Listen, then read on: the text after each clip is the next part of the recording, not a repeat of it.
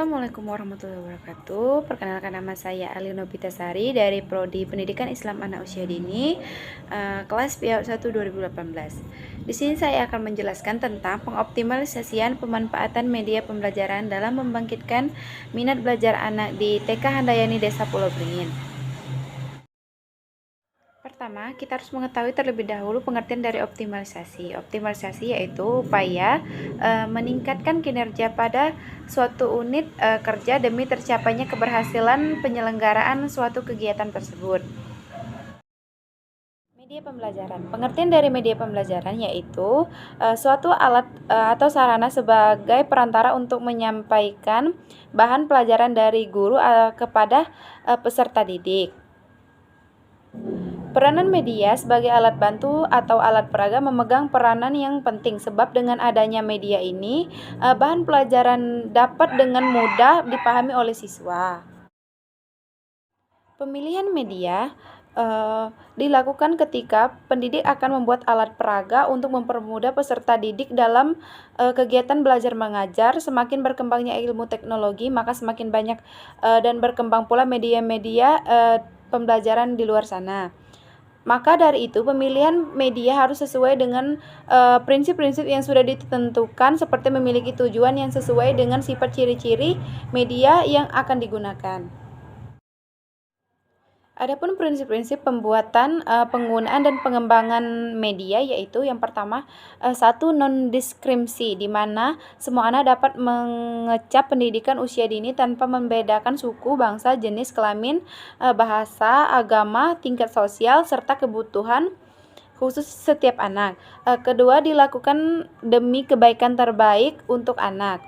Ketiga, mengakui adanya hak hidup, dan keempat yaitu penghargaan terhadap pendapat anak-anak. Adapun fungsi dari media pembelajaran yaitu satu, memperjelas penyajian pesan dan mengurangi verbalitas sesuai dengan karakteristik dari media. Maka penggunaan media dapat membantu manusia sehingga pesan yang disampaikan itu dapat dilakukan dengan jelas. Yang kedua yaitu mempermudah pemahaman anak terhadap pembelajaran. Ketiga yaitu memperagakan pengertian yang abstrak ke konkret.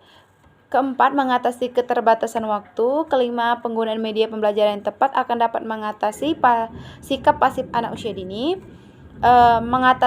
Yang keenam yaitu mengatasi sifat unik pada setiap anak didik. Yang ketujuh yaitu media mampu memperbaiki variasi dalam proses belajar mengajar. Dan kedelapan, memberi kesempatan pada anak didik untuk mereview pembelajaran yang diberikan dalam proses belajar mengajar.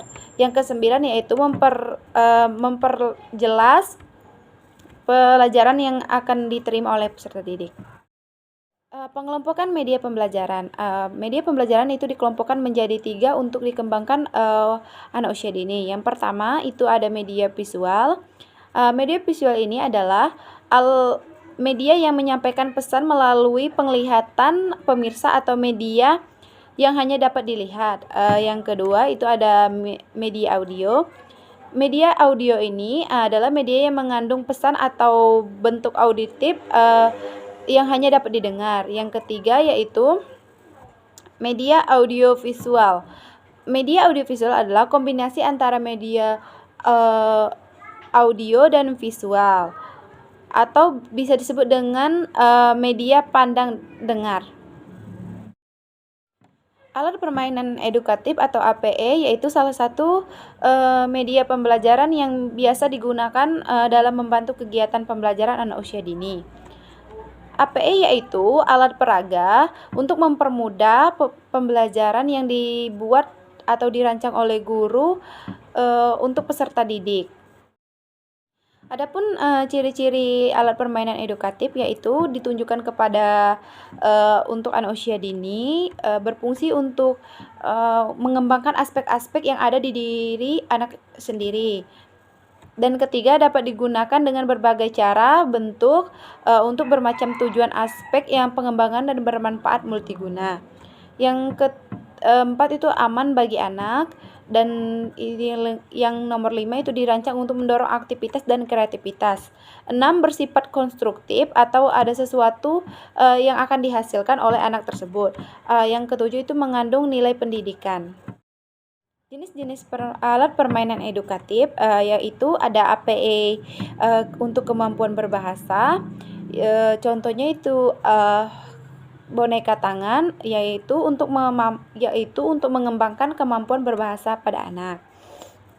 Yang kedua itu ada alat permainan edukatif ciptaan Montessori, contohnya itu yang dibuat oleh Montessori itu adalah ada puzzle, geometri, dan bentuk-bentuk geometri.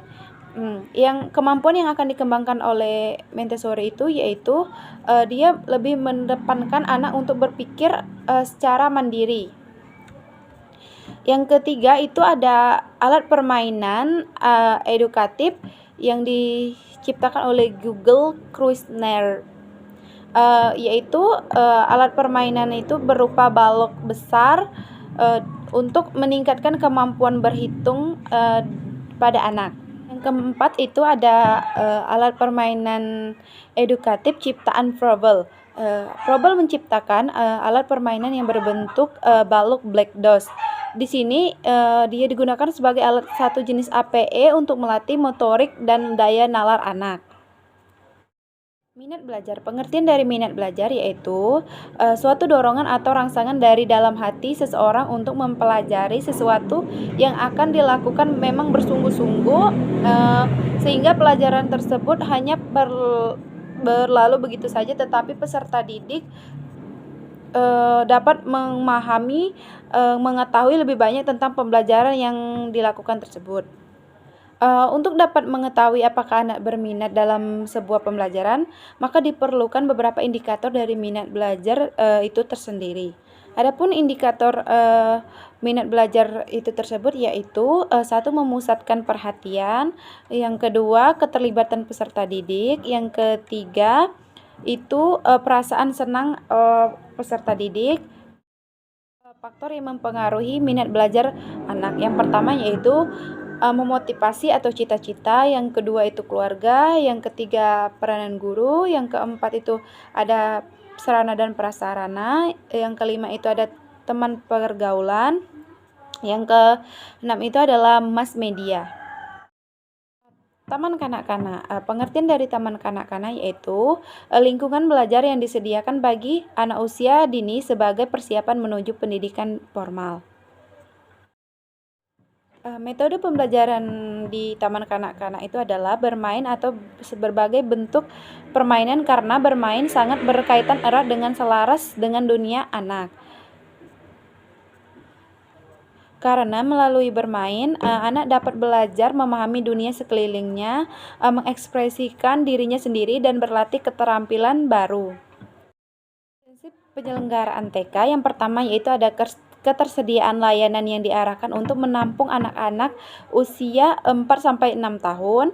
Yang kedua itu ada transisional, diarahkan untuk mendukung keberhasilan masa transisi anak. Yang ketiga itu ada kerjasama antara lembaga dan masyarakat sekitar. Yang keempat itu ada kekeluargaan, dikembangkan dengan semangat kekeluargaan dan menumbuh suburkan sikap saling asah-asih dan asuh. Yang kelima itu ada keberlanjutan, diselenggarakan secara berkelanjutan dengan memberdayakan berbagai potensi dan dukungan nyata dari berbagai pihak sekolah lainnya. Yang keenam itu ada pembinaan berjenjang, dilakukan untuk menjamin keberadaan pengelolaan secara optimal oleh pengawas TK atau SD. Kegiatan pembelajaran TK itu dirancang untuk merangsang anak supaya belajar dalam rangka pengembangan seluruh aspek-aspek yang ada pada diri anak, baik di dalam maupun di luar lingkungan sekitar. Pendirian taman kanak-kanak itu bisa didirikan oleh satu, pemerintah kabupaten atau kota, yang kedua itu adalah pemerintah desa, dan ketiga itu ada badan hukum. Syarat pendirian TK itu terdiri dari atas persyaratan administrasi dan persyaratan teknis yang mengacu pada Peraturan Menteri Pendidikan dan Kebudayaan Republik Indonesia Nomor 804 Tahun 2014 tentang pendidikan satuan pendidikan anak usia dini. Yang pertama itu ada persyaratan administrasi pendirian TK terdiri atas fotokopi identitas pendiri. Yang kedua itu ada surat keterangan domisili kepala desa atau lurah. Yang ketiga itu ada susunan pengurus dan rincian tugas. Persyaratan teknis pendirian TK itu adalah satu, hasil penilaian kelayakan. Yang kedua yaitu ada tentang dokumen hak milik sewa, fotokopi atau akta notaris, dan data mengenai perkiraan pembiayaan untuk didirikan TK. Yang ketiga itu ada data mengenai perkiraan pembiayaan. Rencana pengembangan TK yang memuat visi misi, kurikulum, ada sasaran usia, pendidik dan tenaga pendidikan, sarana prasarana, struktur organisasi, pembiayaan, pengelolaan, serta peran masyarakat. Tata cara pendirian TK. Yang pertama yaitu pendiri TK harus mengajukan surat izin kepada Kepala Dinas Pendirian Kabupaten atau Kota atau Kepala Satuan Kerja Perangkat Desa atau daerah. Perizinan melalui Kepala Dinas Pendidikan Kabupaten Kota dengan melampirkan persyaratan pendirian TK. Yang kedua itu ada Kepala Dinas Pendidikan Kabupaten atau Kota atau pejabat yang ditunjuk menelaah permohonan pendirian TK. Dan ketiga itu berdasarkan hasil telaah kepada Dinas Pendidikan Kabupaten atau Kota memberikan persetujuan atau pengelolaan permohonan pendirian TK, memberikan rekomendasi kepada Kepala TK SKPD perizinan atau permohonan izinan pendirian TK. Kepala Dinas Pendidikan Kabupaten atau Kota SKPD perizinan menerbitkan keputusan surat izin pendirian TK itu sepaling lambatnya itu 60 hari sejak permohonan itu diajukan. Penyelenggara pendidikan anak usia dini, standar PAUD merupakan satu kesatuan yang tidak dapat dipisahkan. Standar PAUD itu menjadi acuan dalam pengembangan implementasi dan evaluasi kurikulum PAUD. Standar PAUD terdiri atas STTPA. Yang kedua itu ada standar isi, yang ketiga ada standar proses, yang keempat itu ada standar penilaian, dan yang kelima itu ada standar pendidik dan tenaga kependidikan, yang keenam itu ada standar sarana prasarana, yang ketujuh itu ada standar pengelolaan, yang kedelapan itu ada standar pembiayaan. Baiklah, mungkin itulah saja dari pemahaman optimalisasi pemanfaatan media pembelajaran dalam membangkitkan minat belajar anak di TK Handayani, Desa Pulau Beringin.